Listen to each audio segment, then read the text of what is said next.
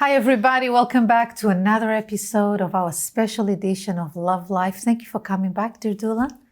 Pleasure always. We missed you for a while. I know. I said, where is this girl? Thank you for coming back. Okay. Now, today we're talking about a very important topic. I say that every time because I really believe in what we are doing here and how important these topics are. And obviously, you're here because you are a mom. I am a daughter, so I have a lot to say as well. You will know why. But Drudula, we are talking about getting closer to your family. That's the topic of today. Yeah, I think perhaps there are people out there saying, oh, I've heard this before. Yeah. But I do want to stress that there is no topic that we have on these shows that you should ever take for granted because sometimes we say, oh, I've heard this before. We share some very good ideas. Huh? We do. And it's like, okay, you've heard it very good. before. Yeah, they are.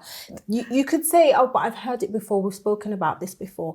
But I think the question is, since the last time you heard or you watched something in relation to this topic, how has your home life improved?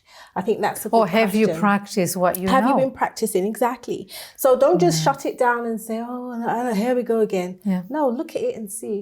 How did I adapt? How did I add? What did I do to improve before you just shut things down? So people are very defensive when it comes to family. Don't tell me what to do, how to raise my children. Some people like to say that.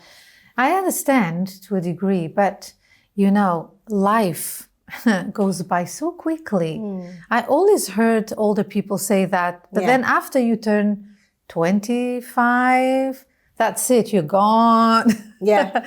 When you realize you're 45, I'm like, oh, what happened? Yeah. So why are we saying this? Because people have a lot of knowledge. They say they know a lot. Don't tell me how to raise my children. But let's talk about this from a perspective of a mom and of a child, because I grew up in a big family. And let's talk about the effects of lack of communication and affection and bonding time, because not everyone practices what they say they know.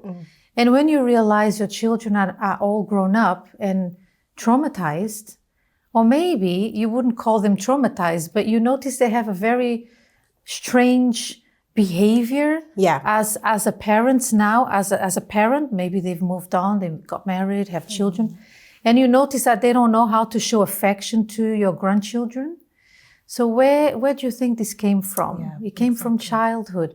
And of course, Drudula, we're not here saying it's your fault. No. Because you can only give what you have, you see. I know, I speak that for myself. There's a lot of things I learned after I was married to my husband. He came from a different family.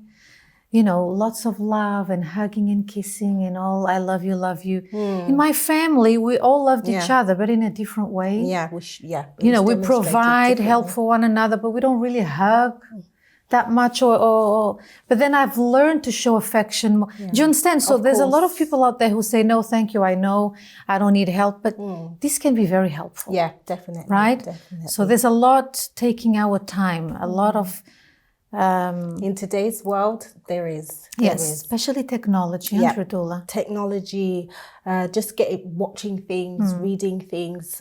And as you said, time goes by and you've realized, hold on, I've just wasted a certain amount of years not investing in what is important. And also, Drudula, you don't have, your son is how old now? He's 15. 15, okay. So imagine you were busy working, because this is the case of many women out there, busy providing because they need to. Life is really expensive these days.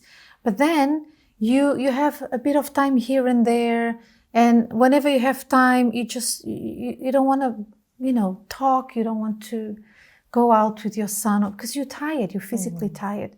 But it's important that at meal times, before bedtime, that you talk, that you ask the child, how was your day? You have no idea how this question means a lot to a child. How was your day? I think to all of us, even you come home or your husband's there first or you're there and they come home, they're expecting you to say, how was your day? Because imagine they come home, they're tired, they're exhausted and you're busy watching something on TV, engrossed in that. You're there, your mind is there, your everything is there. And they've come in, they're quiet, they want to express something, but because you haven't showed that interest, they don't feel that they can open up. Yeah, you're not so approachable, maybe you're angry.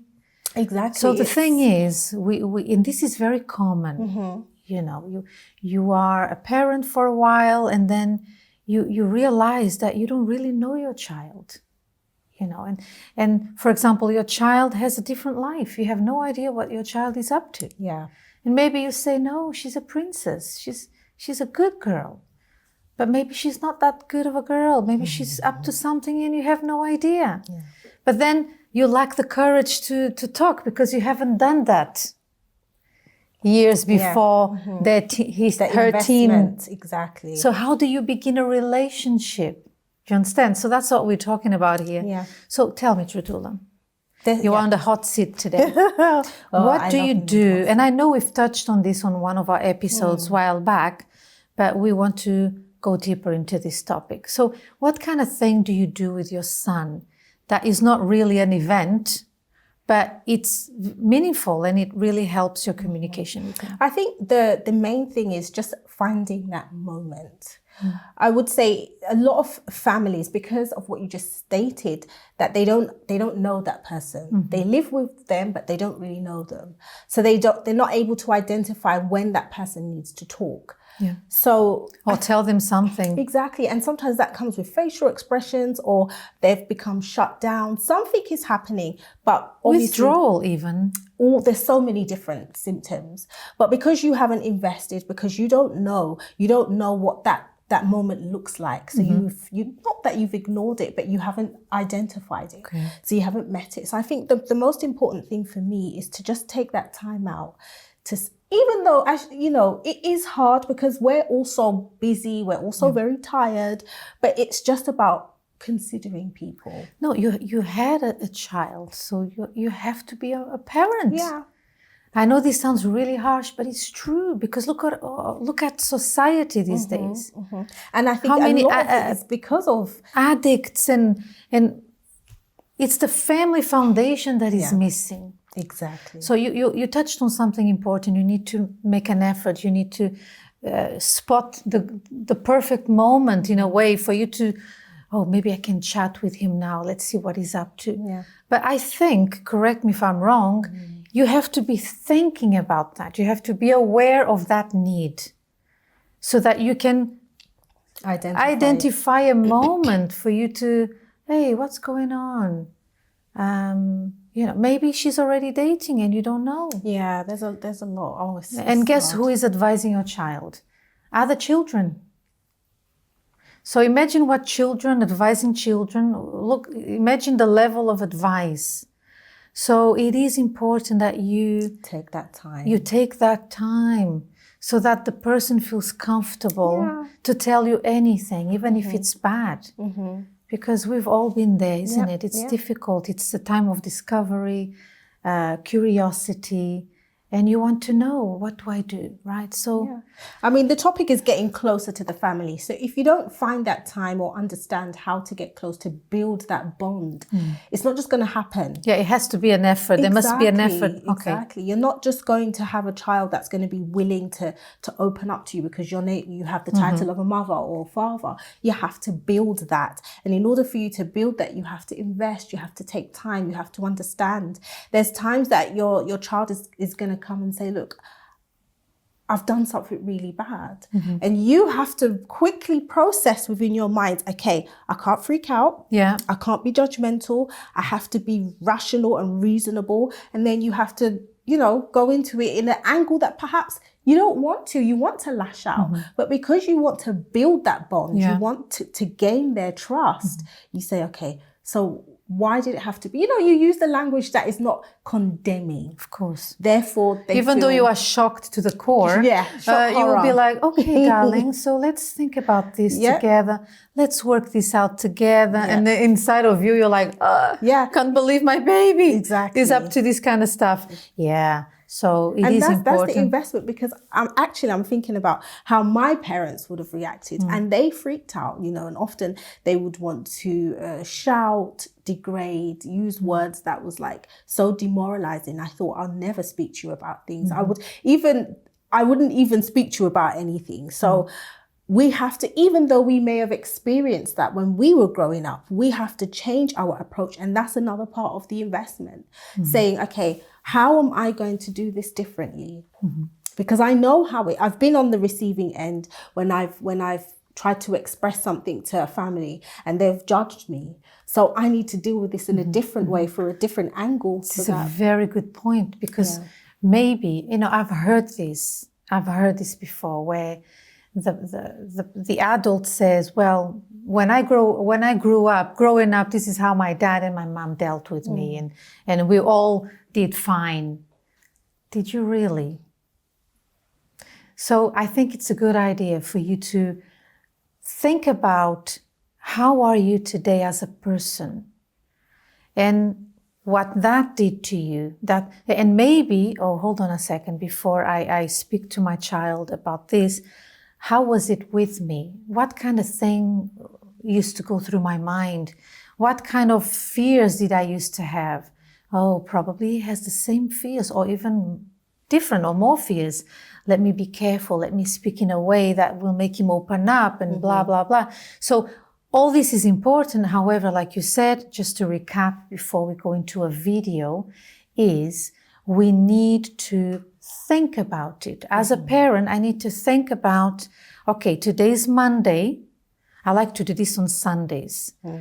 Think about my whole week and try to plan as much as I can, although we know there's always something that comes and you move straight to plan Z instead of A, B.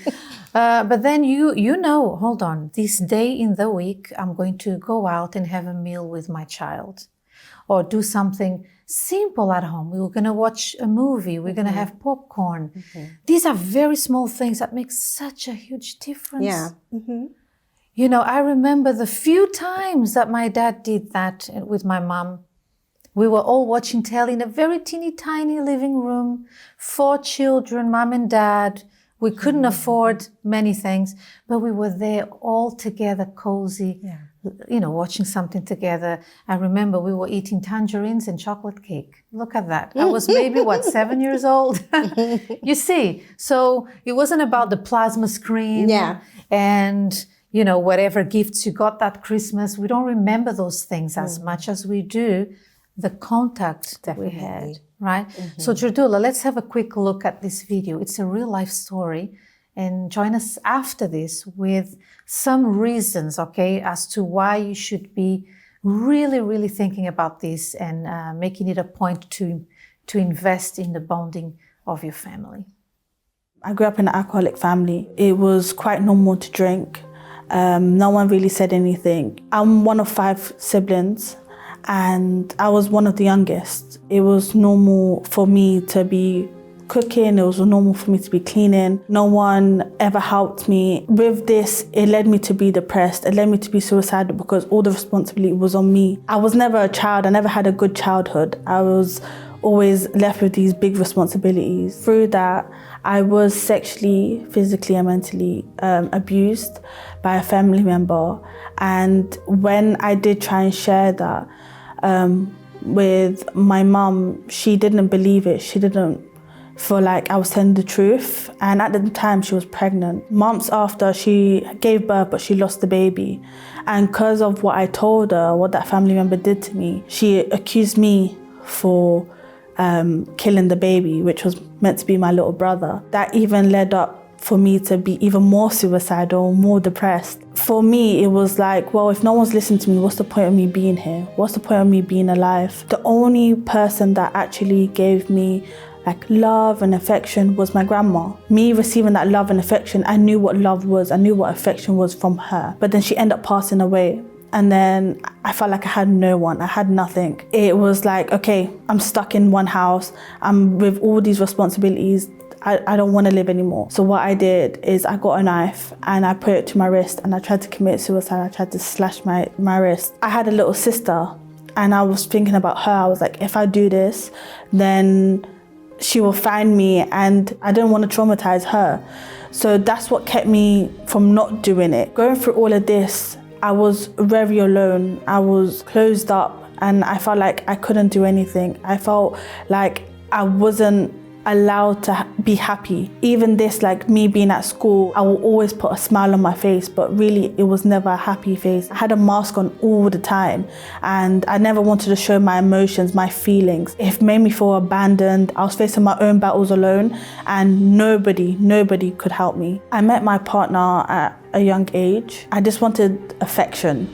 I wanted that love, and I believe I was going to get that from my partner. It was a very toxic relationship. Like, it made me to do bad things. It made me to want to even be off the world more. It made me want to do bad things like drinking. I even tried smoking, but it wasn't for me. But the drinking, I was so used to that I continued to do it, and it wasn't a problem. And it was only the time when my partner came to the church, I saw his transformation.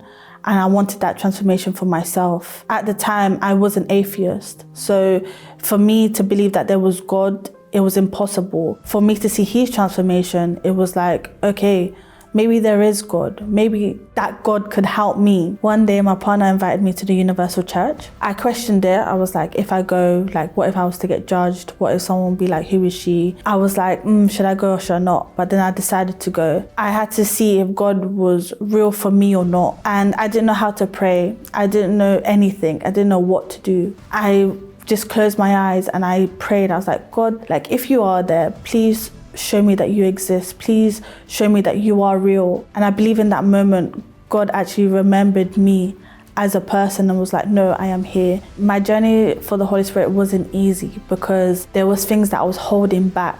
My biggest one was fear, because I was so fearful of my family. That's one thing that God was showing me, but I never realized. Once I let go of the fear that was inside of me, God came upon me and gave me the Holy Spirit. Once I received the Holy Spirit, it was something where I received peace that I never thought I could have.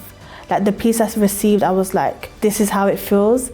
Everyone spoke about the Holy Spirit, but I needed to see it for myself. I needed to know for myself. And that's when I got the reassurance from God. And from the moment that God remembered me, I vowed to remember God forever in my life. I'm married. We have no more toxic relationship. I have a job. I'm a teacher assistant. Even though I lost my parents, I have a great relationship with my in-laws. Today, I hold no more grudges. I've forgiven everyone that has hurt me in my past. I'm no more an alcoholic. I'm not addicted to anything. Welcome back from that real life story. That it just goes to show again that though people go through really difficult moments, we can overcome. Yeah. We can get through it. We can decide to change the course. And sometimes you just need to ask for help. Mm-hmm. And that's what the church does. We open every day. Yeah. You know, we have our 24-hour helpline and so many other things that we always tell you. You know, our chat, WhatsApp chat, available 24/7. And we are here to serve you, right? So that the same can happen to you. Definitely. Okay, you can turn your life around. Mm-hmm. Yeah, so I guess we're going to enjoy the street interviews that we're going to watch right now. So stay tuned and we'll be back.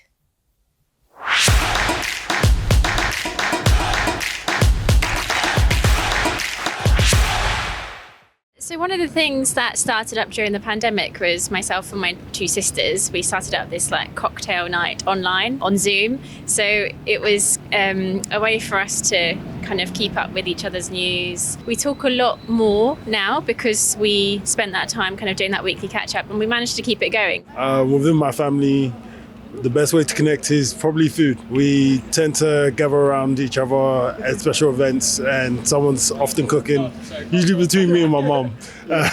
Food has always been a love language in our family that's continued till this day. So yeah. Just kind of communicating with them in short form. WhatsApp is the number one. We stay in touch with each other regularly, I guess multiple times a day for some of the members, yeah.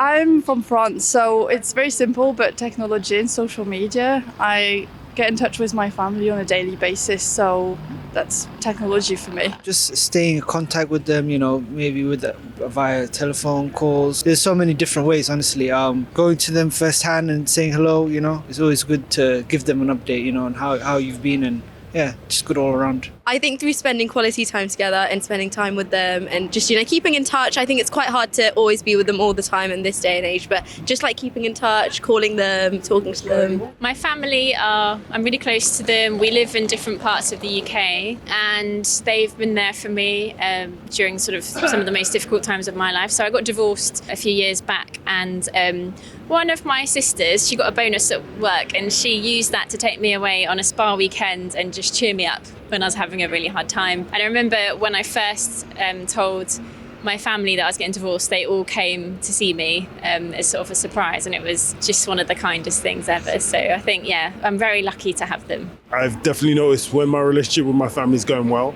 it always attracts more positivity within my life. When we are having certain moments of disagreements, it does bear me with a heavy heart quite often, and that doesn't allow me to shine as much as I would love to. Very much so, yeah. I guess when there's been a row, which is occasional, everybody feels very low. So it's quite important to keep good relations. Yeah, absolutely. For me, it's for my mental health. It's feeling supported by my loved ones. For example, my mom just sent me an Easter parcel. I haven't seen her in a couple of weeks, but it's just so nice to get the little attentions, chocolates, cards from your loved ones, just to make you feel that you're not alone, you're still cared for, and people love you from very far away. So yeah, for me it's very important for my day-to-day mental health. Yeah, of course, it does. It definitely does have a positive impact on my life, having them join in my journey, and keeping them up to date with where I'm up to, it's very important, and I see it as a primary function in my day-to-day activities, keeping them informed. I think that your family can really help shape you into the person that you are, and the happier you are with your family and the more that they encourage you, they empower you, the more it's going to have an impact on your life outside of your home. Welcome back from watching those street interviews. I'm sure you could relate to them in several ways. Mm-hmm. But at the moment, we're going to go through the benefits of family bonding. Yeah. Do you want to start with the first one? No, you go ahead. Well, I sip on my tea. Okay. So the first one is it encourages communication. And I think this is something that we stated before, being able to identify when the person is in need of speaking, or just finding the right time to communicate, so that you're opening that way for the person to feel free. Make yourself approachable, isn't it? Definitely, yeah. Sometimes the mother or the father has this Shut demeanor, down approach. The commander, major, yes, sergeant. yeah, so, how can I tell mom that I like someone? Ooh, she's going to be very mad at me. She might, depending on how old you are. She wants to protect you. However, it's a good thing to, make way for communication. Yeah. Now, the second one, it provides emotional support. What does that mean? We all go through moments in life where, for example, think about yourself when you were growing up. You went through puberty and then your teenage years and all this, these silly thoughts in your mind that you thought was the end of the world. Your first breakup, you thought you would never be happy again and your life is all destroyed. Tradula. The exaggeration.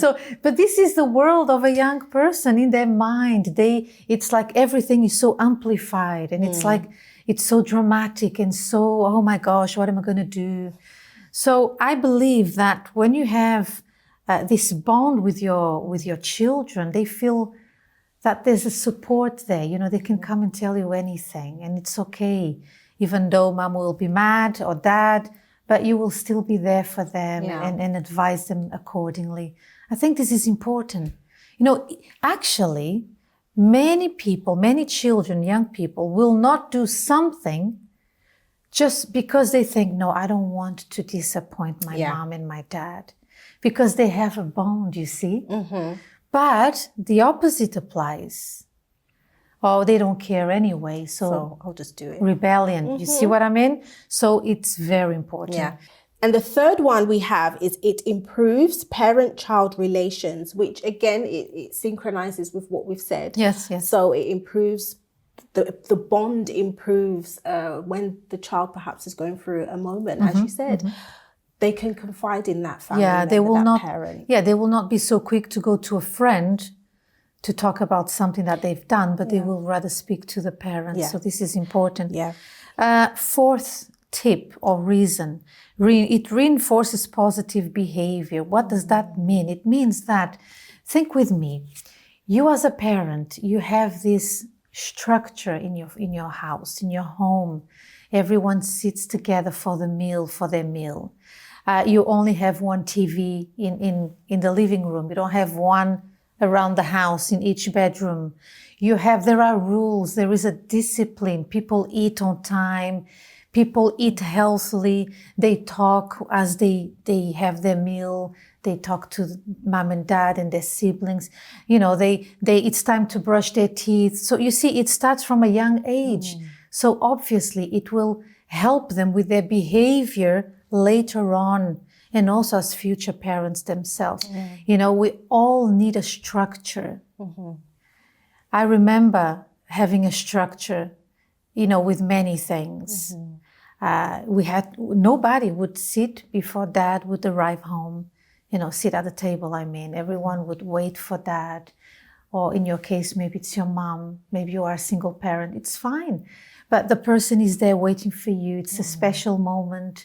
What else? Mom and dad are still resting. So let us all be quiet because, mom took the time, instead of shouting, said, hey guys, I don't know how many children you have. Mom and dad worked late. So today's Saturday. Yeah. If you want to watch cartoons, that's fine. You can get up early. However, let mom and dad sleep until 10 or whatever. So they grow up with a certain behavior that will be so beneficial as, when they become adults and start to work and have a family of their own. So you see, it's all a reflection of the bonding. Yeah. Okay. There's another one and one last point, if you could please. It can help children develop good relationships in the future. So obviously, everyone gets to a point where they learn how to socialize, build friendships, get into relationships. So as you said, if that structure is built from the very beginning, that positive structure is there, where there's rules implemented, where there's certain disciplines, then they will grow up and they will also implement those into their lifestyles. They will not forget. No, they will know how to choose friends. They will know how to choose relationships. So everything goes back to how we laid that foundation in the very beginning. So how many times, I don't know if this happened to you, Jardula, as you raised your child, thinking to yourself, well, what's the point of telling him? He's not going to understand and he's going to misbehave anyway. I don't know if this happens. Sometimes you lose your patience, I think, definitely. I guess. Oh, yeah. I can imagine. But it's important that you still take the time to teach your child. For example, you are both in the kitchen and he's there sitting on the floor, with his little toys and whatever. You are in the kitchen, you're keeping an eye on your child, but you are teaching your child a few things.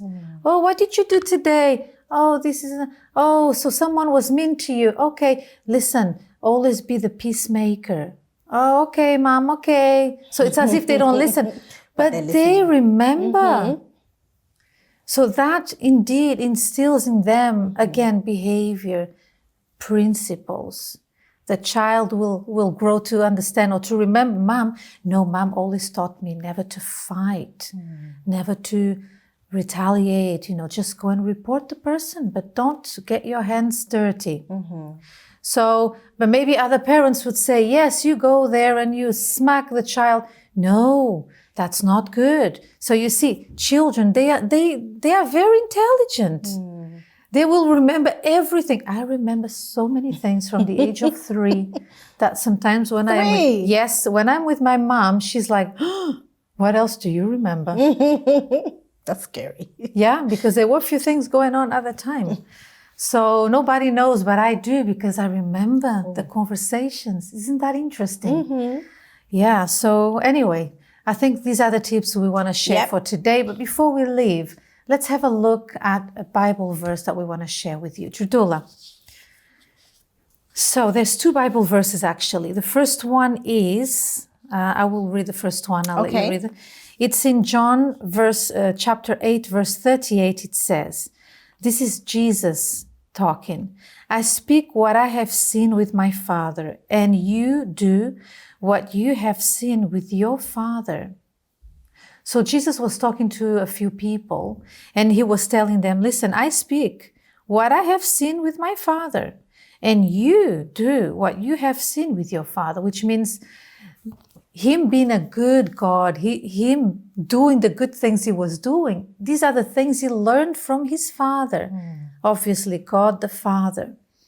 And he was teaching us a lesson. You do what you saw your father do. In other words, you give what you know. So if you grew up hearing this and doing that, obviously that's what you do now as an adult. So Jesus was talking about that, and this has many lessons, not just this one. There's another Bible verse. Yeah, the second verse is from Psalms 128, and it's verse 1-3, and it says, blessed is everyone who fears the Lord, who walks in his ways.